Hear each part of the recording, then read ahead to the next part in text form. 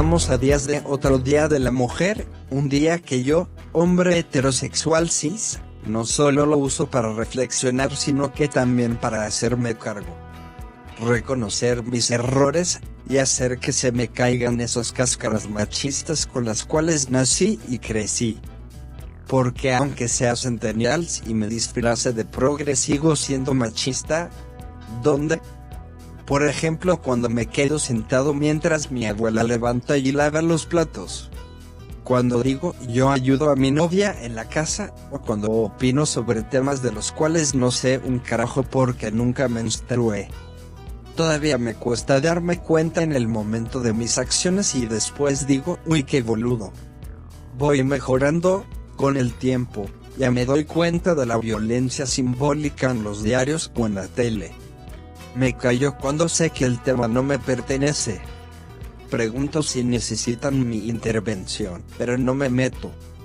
Hace unas semanas encontré esta publicación en mis recuerdos de Facebook de 4 años atrás que decía: creo que tus derechos a manifestar terminan cuando se encuentran con mis derechos de tener una ciudad limpia. Me di asco porque evidentemente me enojaba más que ensucien la calle, que las casi 300 mujeres asesinadas durante el 2016. Me di asco porque los medios de comunicación me hicieron indignarme más por basura que por 300 vidas que ya no están, porque me hicieron que me indigne más una pared pintada que por la gran brecha en lo laboral. Me indigné más por unos pezones antes de pararme a pensar y preguntarme: ¿de qué tengo que hacerme cargo yo? Por suerte en el transcurso de los años conocí a muchas pibas luchadoras. Por suerte pude abrir la cabeza y escuchar, aprender de ese grupo de mujeres que se llaman feministas y me hicieron entender que yo era el que estaba mal. Empecé a deconstruirme. Al año siguiente publiqué esto: hoy no es un feliz día, es un día de lucha. Acompaño con respeto y plena conciencia de que la lucha es de las mujeres. Pero acompaño porque me llena de orgullo vivir uno de esos pocos momentos históricos en los que el puño de la minoría está horadando la bota del opresor. Iba a borrar la primer publicación, pero después me dije no tengo que borrar nada, tengo que hacerme cargo de mi parte. Es un día en donde nosotros, los varones, debemos reflexionar sobre esto, el feminismo, de lo que realmente reclaman, de nuestro comportamiento, leer, tratar de entender cosas que no entendemos. Crecer como seres humanos. Tengo una amiga a quien la pareja la golpeó 3 años. El tipo está libre. Tengo otra amiga que la pareja ejerció violencia psicológica 2 años, y ahora que mi amiga está embarazada y se separó de él ejerce violencia económica. Otra amiga, hace unas semanas un chabón la drogó para violarla en su propia casa. Sigue ahí suelto. Hace unos meses un tipo persiguió a mi novia unas cuadras. Y podría seguir enumerando situaciones. Tengo 2 hermanas, una de 11 y otra que no tiene 2 años. Este mundo quiero para ellas. No, de ninguna manera. Agradezco al feminismo por organizarse, por hacerse escuchar, por luchar, por no callarse nunca. Estamos en medio de una revolución, la más grande en décadas y no nos damos cuenta. Una revolución que me encanta ver cómo avanza sabiendo que ahora sí, estoy del lado correcto. Quizás también hay cosas que no coincido con ellas. Pero ¿saben qué? Es momento que cerremos el culo y acompañemos. Ya demasiado tiempo se callaron ellas. En muchos años nuestros nietas y nietos estarán muy orgullosos de ustedes. Sácate el cassette. Buenas lunas, querida comunidad lumínica.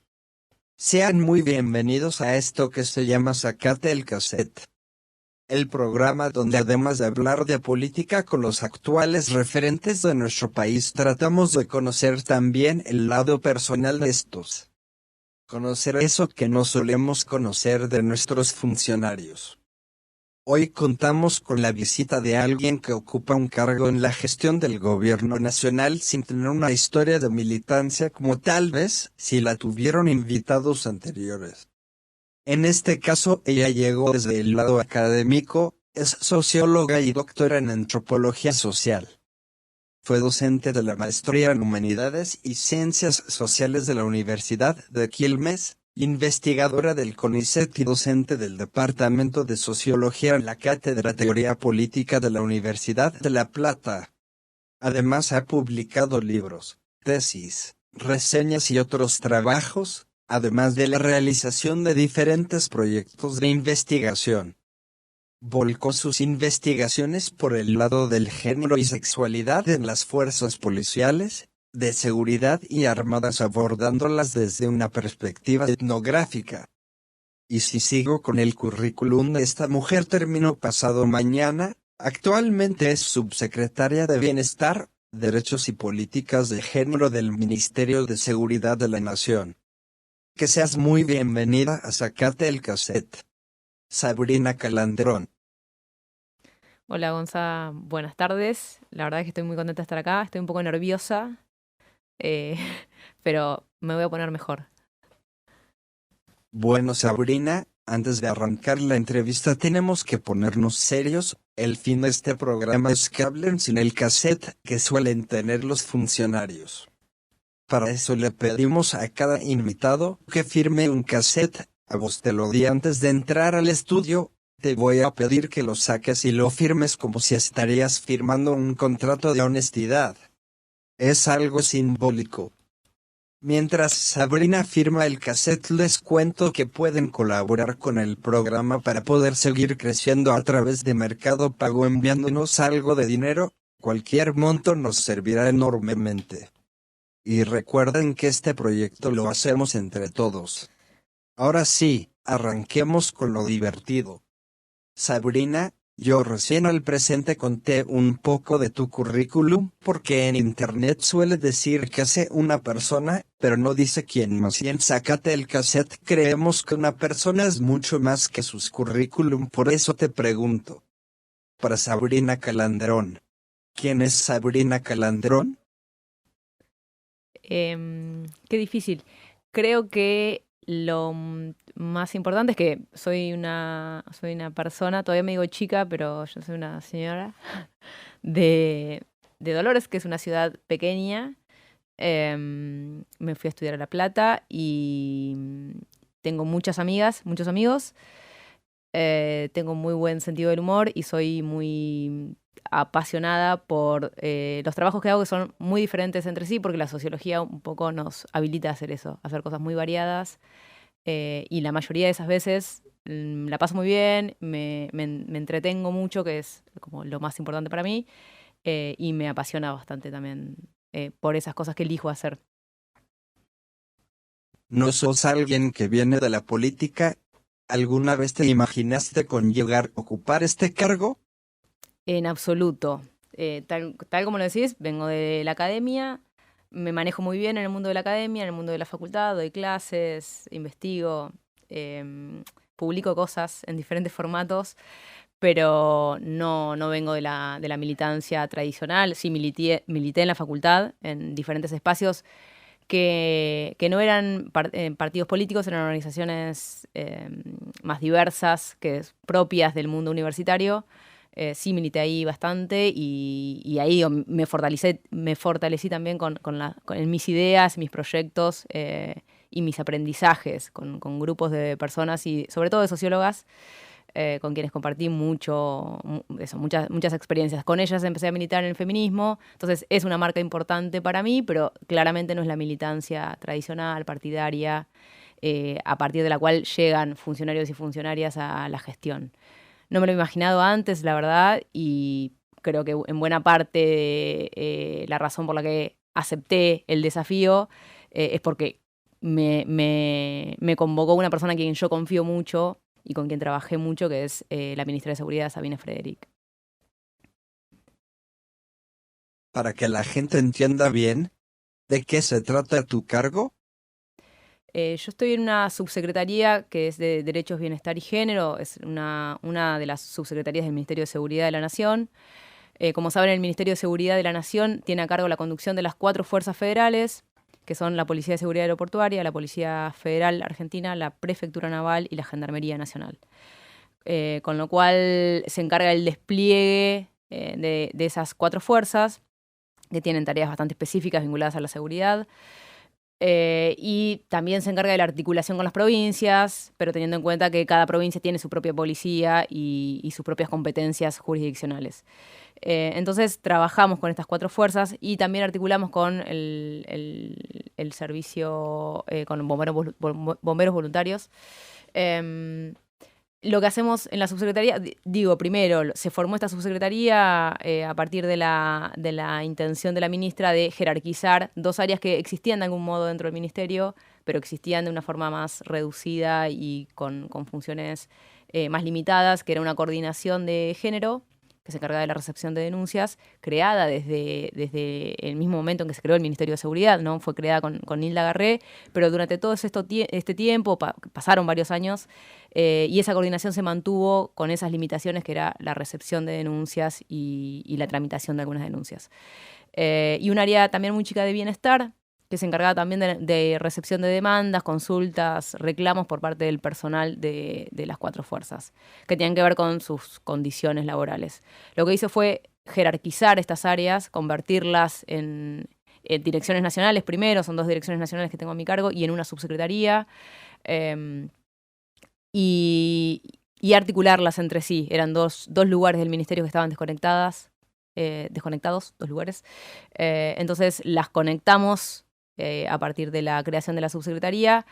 Entonces pensamos las políticas de género a partir o incluyéndolas en una política de bienestar más general y una política del personal de las fuerzas.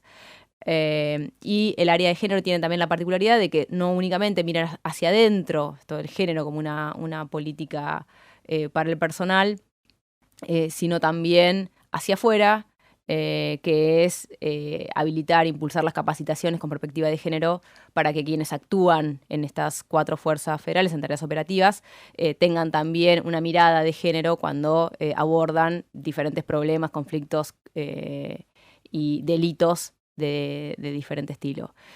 Eso es lo que hacemos. La Dirección de Bienestar tiene asumió un protagonismo bastante importante porque es parte de la política de seguridad. Lo que creemos es que sin políticas de bienestar, sin el mejoramiento de las condiciones laborales de quienes forman parte de las fuerzas, no vamos a poder llegar a una política de seguridad democrática y respetuosa de los derechos como es lo que pretendemos, esperamos y queremos generar. En este año y corto de gestión, ¿cuál consideras que es tu mayor logro hasta el momento? Y el día que te toque dejarlo, ¿qué te gustaría haber logrado? Hasta el momento me parece que cambiamos la mirada del modo de actuar de esas áreas y salimos de los problemas individuales, del tratamiento de denuncias individuales, problemas individuales, para convertirlos en políticas que tengan una mirada y una ampliación mayor. Creo que en ese sentido la articulación con otras áreas del Estado fue muy importante porque lo que nos permitió nuevamente fue poner el Estado en primer lugar, ¿no? Darle protagonismo al Estado, defender el Estado, defenderlo incluso en el marco de los intereses de diferentes sectores y agencias privadas.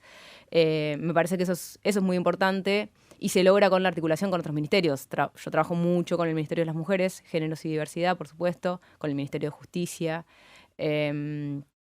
Trabajamos mucho con el Ministerio de Salud este año, que fue un año tan particular. Estamos ahora firmando un convenio con el Ministerio de Hábitat y Vivienda. Es decir, la articulación entre diferentes áreas del Estado Nacional son las que nos permiten generar las políticas que, de nuevo, pongan el Estado en primer lugar como protagonista de la definición de la seguridad y la política de seguridad. Me parece que las áreas en las que estoy, esto cobraron mucha importancia. Y logramos también salir,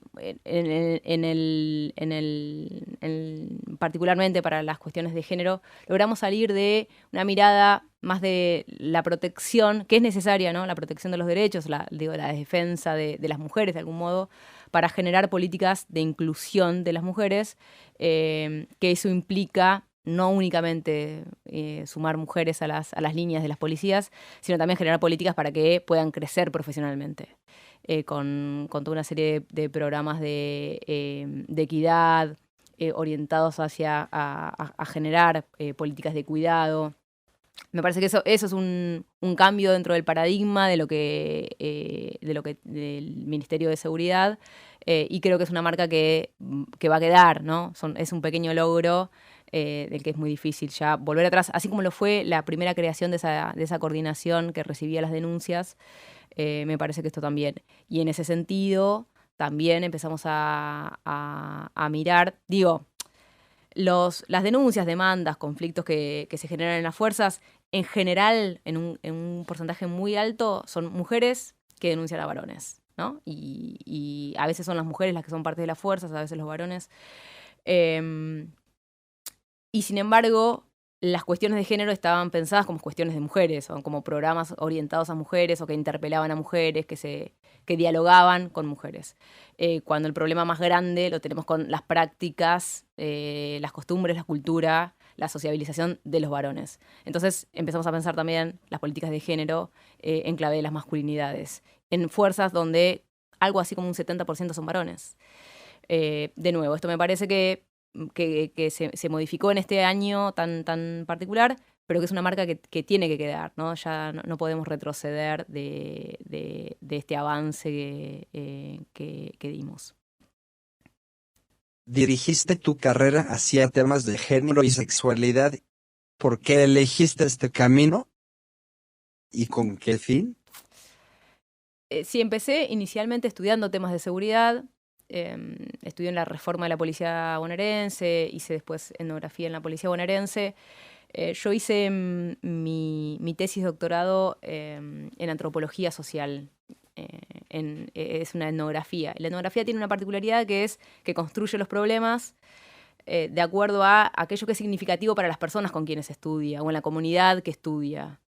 Empecé a hacer un trabajo de campo etnográfico, visitar habitualmente algunos espacios que había elegido para ese trabajo, que eran 2 comisarías, y empecé a darme cuenta que un tema central ahí era la sexualidad, o sea, el significado de la sexualidad, el modo en que se ponía en juego como un valor dentro de la comisaría, y el modo en que ayudaba a construir relaciones laborales o impedía construir relaciones laborales.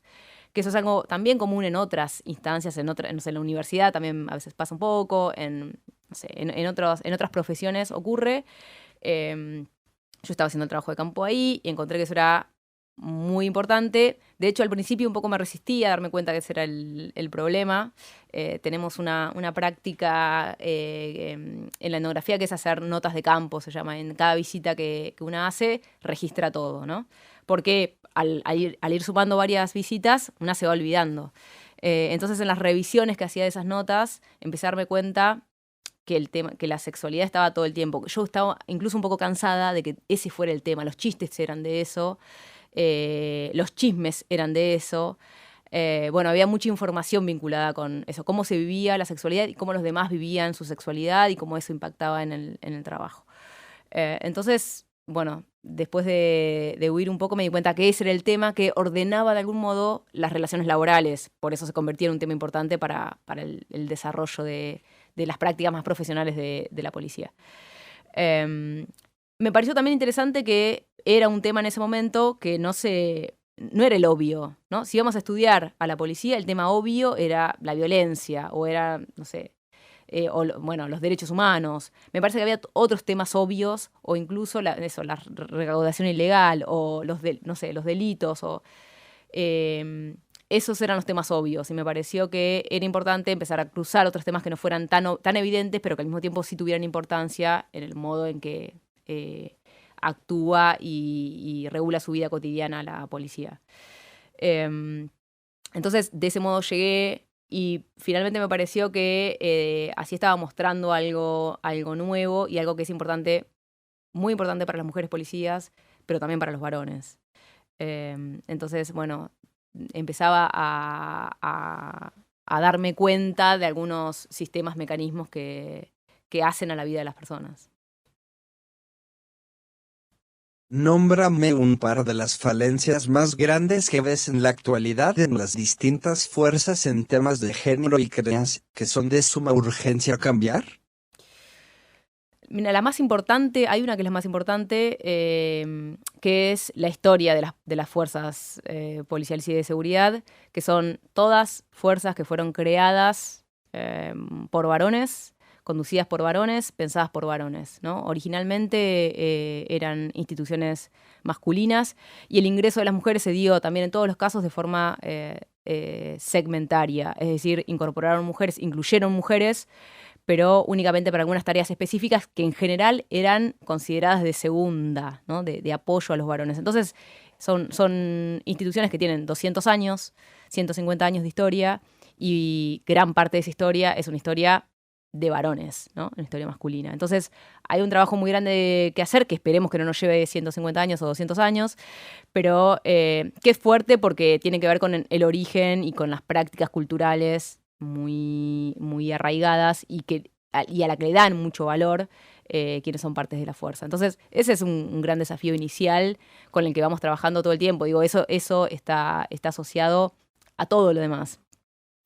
Después, cada fuerza tiene sus particularidades, fueron ingresando en momentos distintos las mujeres, y eso, en todos los casos, hizo algo así como una crisis, porque transformó la institución de una forma radical, ¿no? Incluso en el paisaje, lo que se veía eran varones y el modo de tratarse era de un modo y de una forma particular, y eso se modificó de un día para el otro.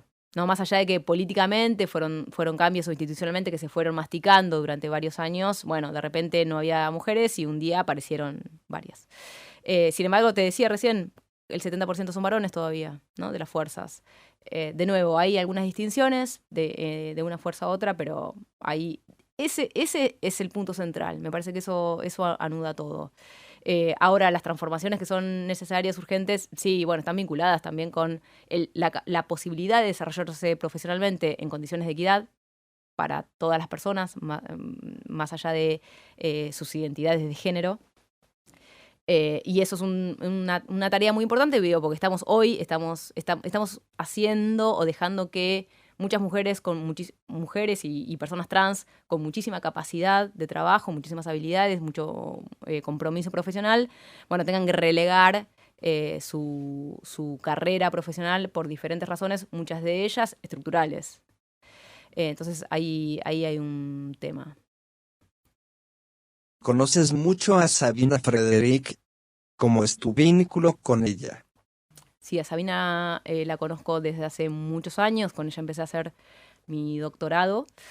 Siempre tuvimos una relación de un poco de autoridad, ¿no? Porque una directora es un poco una mezcla entre jefa y docente a tiempo completo, y también de mucho cariño y mucho respeto. Sabina es una persona muy trabajadora, que se compromete realmente con todo lo que hace, y me acompañó muchísimo. Digo, es muy raro el vínculo entre dirigidos y tesistas, porque hay pocas cosas que median en eso. Por ejemplo, no hay incentivos económicos para que alguien te dirija, lo hace porque decide hacerlo, porque tiene vocación de hacerlo. Y Sabina en eso es, la verdad es que es muy generosa y comprometida. Y después hice, la verdad, que muchos trabajos para ella, muchos vinculados con el Ministerio de Seguridad, en alguna etapa anterior, con el Ministerio de Defensa. Hicimos muchos trabajos de asesoría y consultoría. Tengo muchísima confianza en ella y un poco acepté el cargo que tengo hoy por confiar en ella y no tanto en mí. Digo, cuando me propusieron tomar el cargo en la subsecretaría, yo pensé, bueno, yo en realidad no sé si lo puedo cumplir. Y después pensé, pero si Sabina cree que sí, seguramente sea así.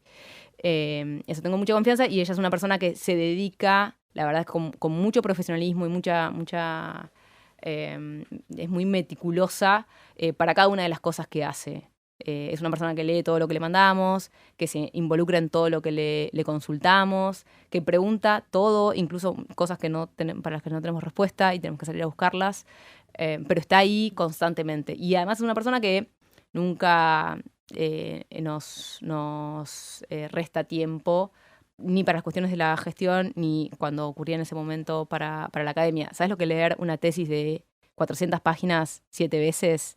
O sea, pobre Sabina.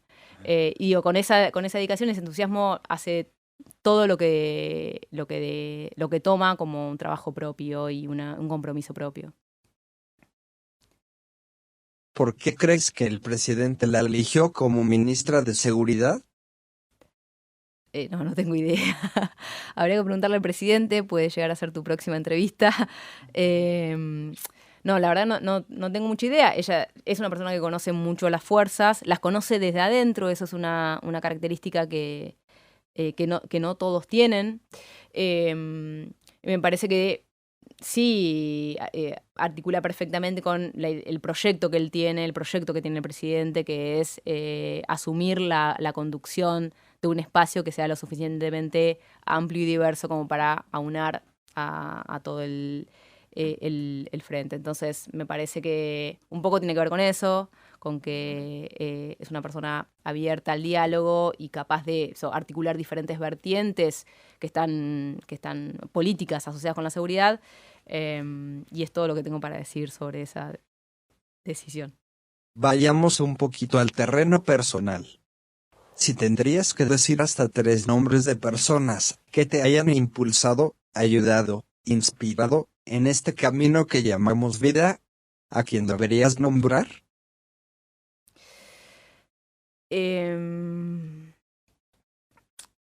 Bueno, Sabina es una de las personas, parece que lo hago ahora de pura demagogia, pero juro que es la verdad. Hace muchos años que trabajo con ella y que comparto momentos y espacios y discusiones y problemas con ella. En mi familia son muy fuertes las mujeres de mi familia. Gonzalo se ríe porque las conoce. Y es muy difícil elegir una, porque son todas muy, muy distintas y estuvieron, digo, conmigo y me acompañaron de forma constante y con herramientas muy, muy diversas. Yo, para resumir, podría elegir a mi abuela, que es como que ya está muerta, falleció, pero era una figura que aglutinaba a muchas cualidades femeninas de toda la familia, y en ella entran, digo, mi hermana, que también conoces bastante, que bueno, es como también siempre fue una gran compañía para mí, mi madre, mis tías, que son increíbles y tremendas. Me parece que mi abuela ahí es la figura que sintetiza a todas ellas. Y me falta una tercera, que tampoco es una persona individual, sino que es una persona colectiva, que son mis amigas, yo le digo las sociólogas, que me conocen también hace mucho tiempo y que me ayudaron a construir el camino de la vida, desde los sentimientos, las emociones, la subjetividad, la política, que para mí, para nosotras es tan importante, y también el momento de la teoría de la abstracción o el divague que comparto con ellas. ¿De pequeña siempre quisiste estudiar lo que estudiaste o querías ser otra cosa? No, para nada. O sea, no sabía que era la sociología de pequeña y menos la antropología. Sí tenía intereses por cuestiones sociales y por las ciencias sociales. General, tuve muy buenas docentes, muy, muy no sé, con mucho espíritu de involucrarse y de escuchar a sus alumnos en la escuela. Entonces es un poco, me dio algunas ideas, pero la verdad es que no sabía qué era la sociología. Creo que empecé a estudiar sociología porque quedaba cerca del departamento al que iba a vivir a La Plata. Pero bueno, la sociología para mí es una herramienta, igual que la antropología, después finalmente estudié antropología, es una herramienta que permite hacer muchas cosas distintas y esto te abre un abanico en el que vos podés elegir, no sé, trabajar de diferentes cosas en diferentes temas y con diferente nivel de entusiasmo. ¿Estás por publicar otro libro? ¿No? Sí, es un libro... ¿Quieres contar de qué se trata? Sí, es un libro que se llama Mujeres Armadas. En realidad es un libro que quedó un poco en suspenso el año pasado, estaba listo a inicios del año pasado. Es un libro para mí muy interesante porque lo que hace es recorrer experiencias de mujeres que son parte de las fuerzas de seguridad y armadas en Argentina. Entonces, tiene el de particular que en un único libro recorres varias fuerzas de seguridad. Digo, hay un capítulo de la Gendarmería, hay un capítulo de la Policía Federal, hay un capítulo de la Policía Bonaerense, de la Gendarmería, de la Prefectura, bueno, de las fuerzas militares. La verdad es que barre un poco con todo eso, hay algo así como una perspectiva comparada en eso. Y después, al recuperar las experiencias de las mujeres que son parte de las fuerzas, experiencias muy distintas vinculadas a transiciones de género, vinculadas a el desarrollo del deportismo, ¿no? Del espíritu deportista para fortalecerse y crecer profesionalmente dentro de una fuerza, en los grupos especiales sobre todo.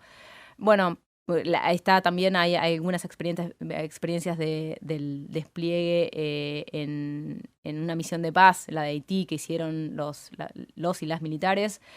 Entonces permite recorrer diferentes situaciones, estos momentos y mujeres distintas, muy distintas, en un único libro. Y también, finalmente, digo, con ese recorrido, se empieza a dar cuenta, bueno, cuál es la articulación o la alimentación o el vínculo entre esas mujeres que fueron transitando su vida dentro de las fuerzas y el movimiento feminista y las principales demandas y también, bueno, triunfos y logros del movimiento feminista, cómo impactaron y cómo lo ven esas otras mujeres que a veces se presentan como si fueran mujeres muy contrapuestas, ¿no?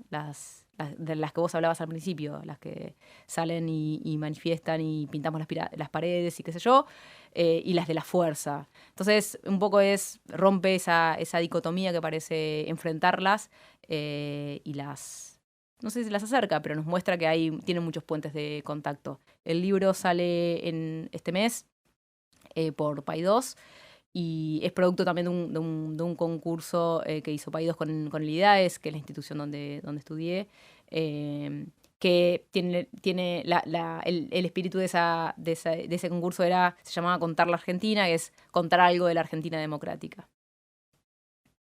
Voy a hacer algo que no se debe hacer en radio, que son los comentarios internos. Uh-huh. Pero lo voy a hacer igual. Esta pregunta me la pidió que te la haga un ferretero de Dolores, medio pelado. No sé si lo conoces. Sí. Me pidió que te pregunte si eras peronista. El pelado. Sí, soy peronista. No soy peronista como él porque él es más viejo. Esa es la diferencia entre él y yo. El peronismo es un movimiento muy diverso, que además afortunadamente se transformó a sí mismo bastante.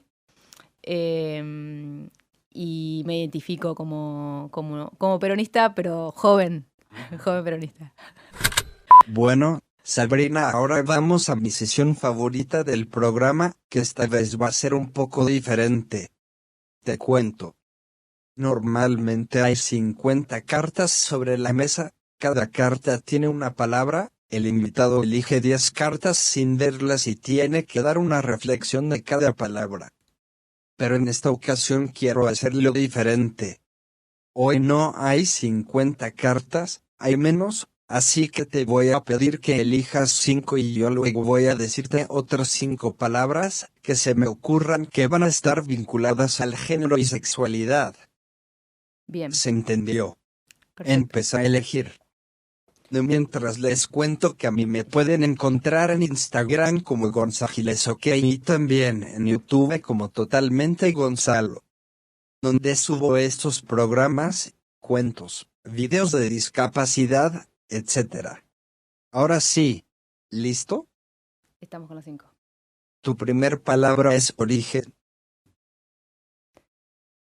Bueno, a mí me remite a Dolores, indudablemente. Gonzalo me abre las manos como diciendo obvio, pero es algo que quienes somos de ciudades pequeñas del interior no soltamos nunca. Yo hace muchísimos años que no vivo en Dolores, pero mi lugar, soy de ahí, me presento como alguien de ahí, y a veces pasa al revés, no las personas que viven durante mucho tiempo en Dolores, no, hay algo que es ser de ahí, que no sé bien cómo se construye, pero sienten que no terminan de ser de la ciudad.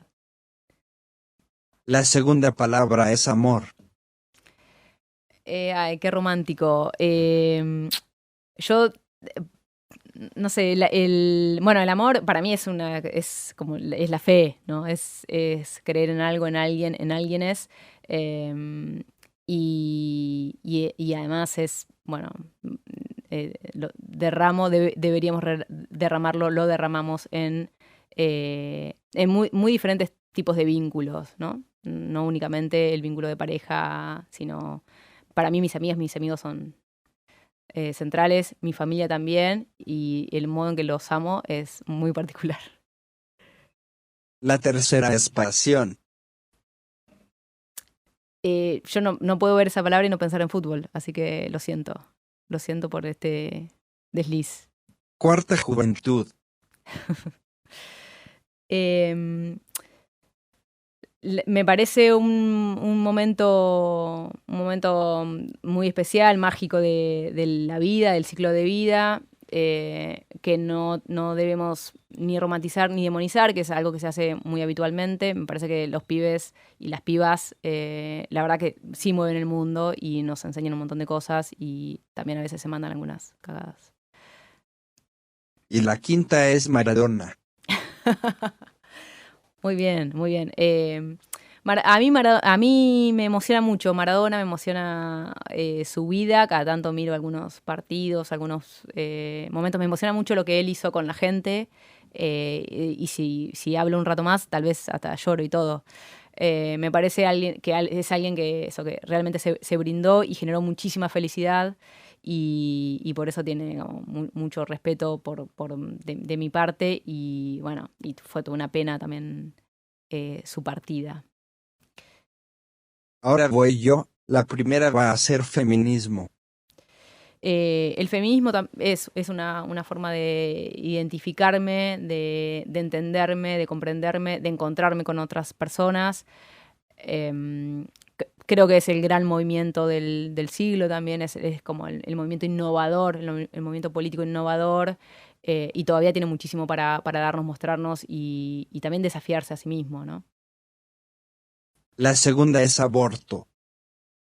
Bueno, para mí es una alegría que haya salido la ley, que nos costó tanto, que les costó tanto a muchas organizaciones. Me parece que es una de las grandes razones, de las grandes demandas que tuvo el feminismo en Argentina y en Latinoamérica y seguiremos, ¿no? Ese camino. Todavía falta mucho, tenemos una ley y ahora queda también toda la lucha por su aplicación, así que nos falta camino. Sexualidad. Bueno, es mi caballito de batalla en la academia. También es parte de mi vida, por supuesto. Em, y es algo que nos constituye también como personas y buena parte de las relaciones. Para mí tiene mucho sentido académico porque iba a decir me cansé de estudiarla, no me cansé, pero bueno, todas mis lecturas y cursos van por ese lado. Abuelas de Plaza de Mayo. Bueno, es otra cosa que también, otras palabras que me dan mucha ternura. Les tengo muchísima admiración. Me parece que nos enseñaron también una forma de lucha y resistencia. Son ejemplo de la política argentina y merecen el mayor respeto siempre. Y la última es género. Género. Bueno, ahí creo que es un modo de ver las relaciones sociales y de entender las formas constitutivas del poder. Eso me parece que es central. No se trata de separar, de enfrentar, sino de entender cómo se constituye el poder y cómo vivimos las personas en una sociedad que tiene parámetros o estándares o significados de lo que es ser mujeres y varones tan rígidos a veces. Ahora pasemos a la sesión más profunda de todas. ¿Por qué? ¿Por qué nada nos pinta mejor que una canción? ¿No? Uh-huh. Vos elegiste 3 canciones. Ahora vamos a escuchar unos segundos de cada canción y vos después vas a contar qué significan estas canciones para vos. ¿Se entendió? Perfecto. Entonces vamos con la primera canción, señor director.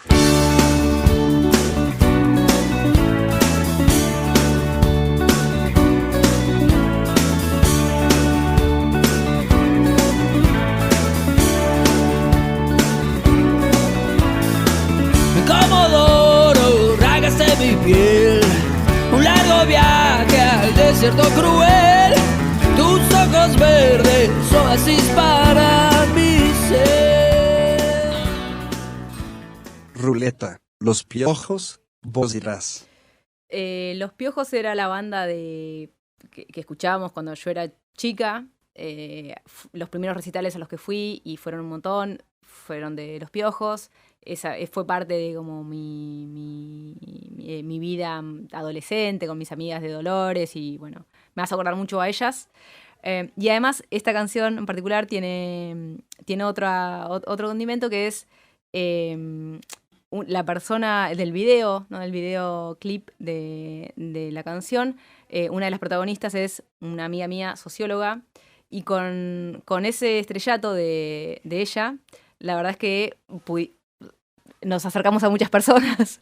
Teníamos una anécdota para contar. Y siempre nos divirtió mucho. A ella no siempre y no tanto, pero hoy le pedí permiso para hablar de Ruleta y su fama. Y de ese modo, para mí tiene mucho que ver con mis amigas de diferentes modos y amigas de diferentes momentos de mi vida. Vamos con la segunda.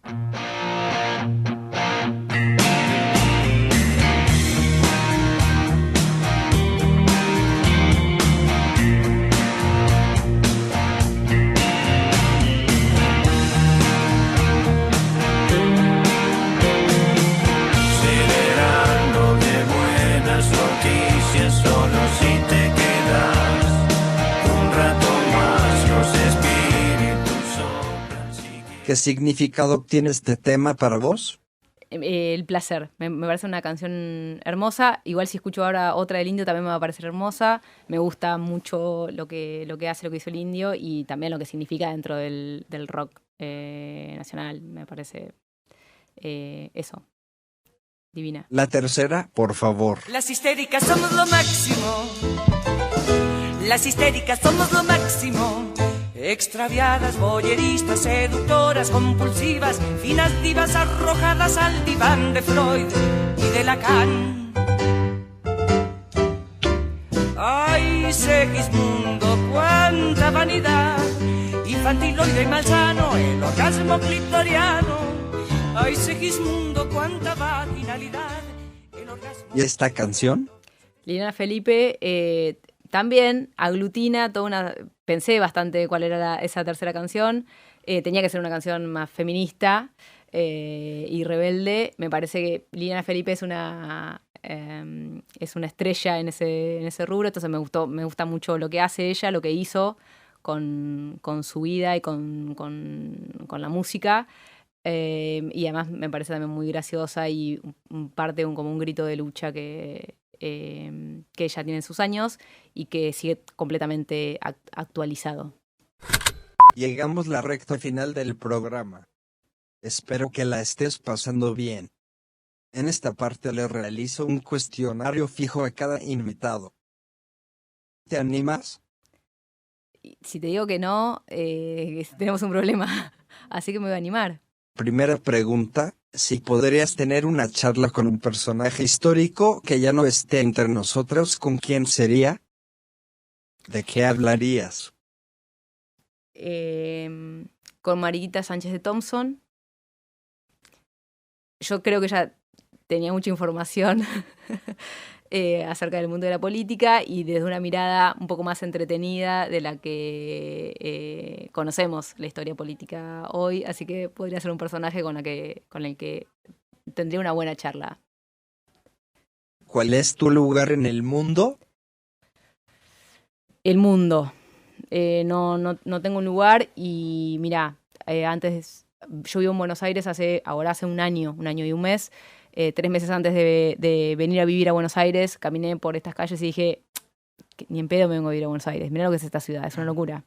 3 meses después estaba acá, la estoy pasando muy bien. Estuve afortunadamente en varias ciudades, viviendo algunos meses, algún tiempo, algunos años, y creo que podría vivir en muchísimas, y podría vivir muy bien en muchísimas. ¿Recuerdas una frase que te haya marcado? No, para nada, no recuerdo frases. Y no es un formato que me llegue o me emocione demasiado. Si podrías tener una cita romántica con algún personaje histórico también, ¿con quién sería? ¿A dónde te gustaría ir? Qué difícil esa. Porque además a Mariquita ya la elegí para la charla política, la charla histórica. Ahora no la puedo repetir. Bueno, Evita. Para que el ferretero también anote eso. Y me quisiera ir a donde ella me lleve. ¿Qué recuerdo te cae este cassette? Sabes que yo tuve pocos cassettes, muy poquitos, porque parezco vieja, pero no soy tanto. Sí me acuerdo de uno que era, había salido el de Fito Páez, El amor después del amor, que me parece un disco hermoso, genial. Y mi primo, uno de mis primos, se lo había comprado, entonces lo escuchábamos mucho tiempo. ¿Cuáles crees que son los 3 valores fundamentales que debe tener una persona que aspira a estar en política?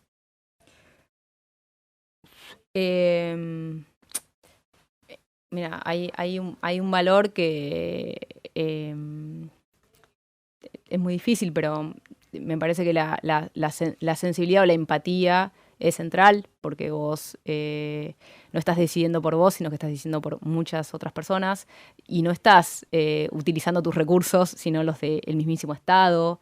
Parece que esto de no individualizar es central, y me parece que ahí la empatía o la sensibilidad por los otros y las otras es central. Después, me parece que la verdad que hay que tener coraje, hay que tener valentía, porque de nuevo no hacemos una historia individual, una historia propia, no haces algo necesariamente para vos, sino para los demás, y eso requiere involucrarte y tener la fuerza, la valentía y el coraje para poder hacerlo, porque otra forma de hacer política es un poquito planchar y no queda bien con todos pero no hacer nada, o tenemos que saber que a veces la gente se enoja porque tomamos decisiones que no a todo el mundo le gustan, y eso hay que bancársela. Y lo tercero, hay que tener integridad, porque si no el mundo de la política te come, y te come, digo, de la peor forma. No es de ahora, no es en Argentina, no es en este momento, sino, no sé, leemos la historia de la República Romana y pasa lo mismo, ¿no? El problema es el mismo. Esas son las 3 cosas. ¿Qué mensaje le dejarías a la audiencia el día de hoy? No, bueno, teniendo en cuenta que el programa está vinculado además con el 8 de marzo y con el mes, los días, las semanas de la lucha de las mujeres y el movimiento feminista, me parece que el mensaje es para ese lado, es que nos falta muchísimo por conseguir, nos falta muchísimo para tener un mundo, una sociedad que sea realmente más justa y equitativa. Entonces, que la unión y la fuerza nuestra es lo único que puede modificar esta situación de inequidad. Nos queda muchísimo por cambiar, pero también me parece que tenemos mucha fuerza colectiva para poder hacerlo. Última pregunta, respóndeme solamente por sí o no. ¿Para ser un buen político es necesario ser buena persona?